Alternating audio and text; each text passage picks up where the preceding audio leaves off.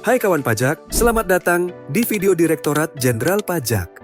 Dalam video ini kita akan membahas bagaimana cara melakukan kompensasi lebih bayar pada SPT masa PPN di Kortex. SPT berstatus lebih bayar terjadi ketika jumlah pajak masukan yang dapat dikreditkan lebih besar daripada pajak keluaran dalam suatu masa pajak tertentu. Kelebihan pembayaran ini dapat dikompensasikan ke masa pajak berikutnya, yang artinya dapat mengurangi jumlah pajak yang harus dibayar di periode selanjutnya.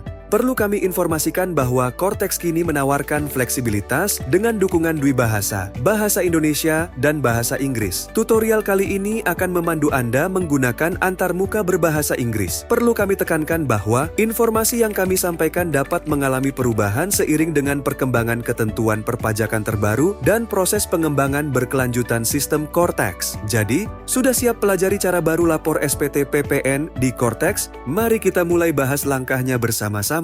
Langkah pertama adalah masuk ke portal wajib pajak. Silakan buka browser Anda dan akses laman resmi portal wajib pajak. Pada halaman login, masukkan kredensial wajib pajak orang pribadi Anda. Kemudian, klik tombol login untuk masuk ke dalam akun portal wajib pajak. Setelah berhasil masuk, perhatikan bagian atas halaman. Anda akan melihat menu drop-down untuk memilih role access. Klik pada menu tersebut. Jika Anda berperan sebagai wakil atau kuasa, silakan pilih nama dan NPWP wajib pajak badan atau PKP yang akan Anda laporkan pajaknya. Langkah kedua adalah akses menu SPT. Selanjutnya, cari dan klik menu tax return di menu utama, kemudian pilih submenu tax return. Menu ini akan membawa Anda ke halaman pelaporan SPT. Pada halaman yang muncul, Anda akan melihat beberapa tab. Pilih tab Tax Return Not Submitted. Di sini, Anda akan melihat daftar SPT yang belum dilaporkan, termasuk SPT masa PPN. Perlu diketahui bahwa sistem akan membuat SPT masa PPN secara otomatis setiap tanggal 1 di bulan berikutnya. Anda tidak dapat melaporkan SPT masa PPN jika belum menyampaikan SPT pada masa pajak sebelumnya.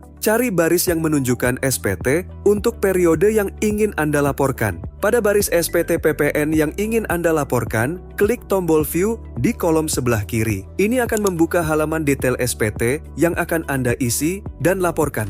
Langkah ketiga adalah pengisian formulir SPT. Sebelum mulai mengisi, mari kita pahami terlebih dahulu struktur formulir SPT masa PPN.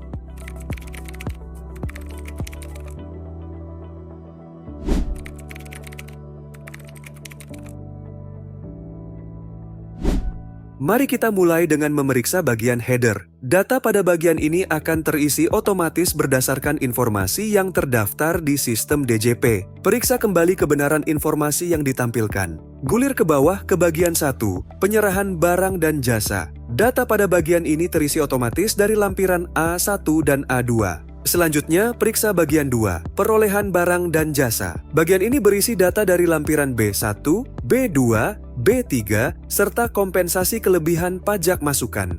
Selanjutnya perhatikan bagian 3, penghitungan PPN kurang lebih bayar. Bagian ini merupakan hasil perhitungan dari bagian-bagian sebelumnya. Untuk SPT masa PPN berstatus lebih bayar, secara default akan dikompensasikan ke masa pajak berikutnya. Untuk melakukan kompensasi lebih bayar PPN ke masa pajak berikutnya, pilih opsi Carry Forward atau dikompensasikan.